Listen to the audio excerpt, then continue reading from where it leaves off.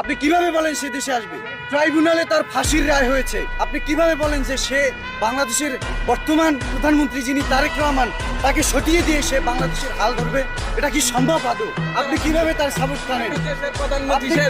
আপনি কিভাবে তার সাপোর্ট টানেন?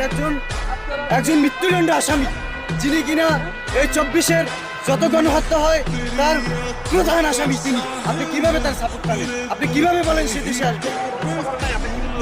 সেই গণহত্যার 1 নম্বর আসামি।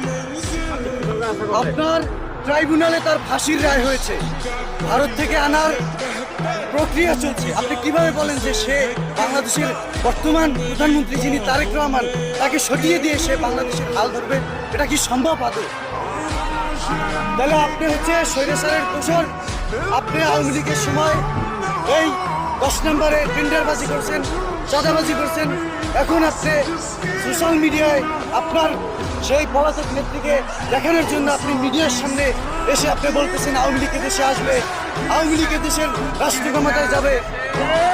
আপনি এই ধরনের কথা যদি আজকের পর থেকে আর কোনোদিন এই 10 নম্বরের মাটিতে বসে করেন বা কোনোদিন আওয়ামী লীগের এই স্বৈরাচারের কোনো স্লোগান আপনি ধরেন, তাহলে আপনাকে এই 10 নম্বর থেকে শুটিয়ে দেওয়া হবে। আমি বলে দিলাম, আমার নেতাকর্মী দিয়ে আপনাকে শুটানো হবে।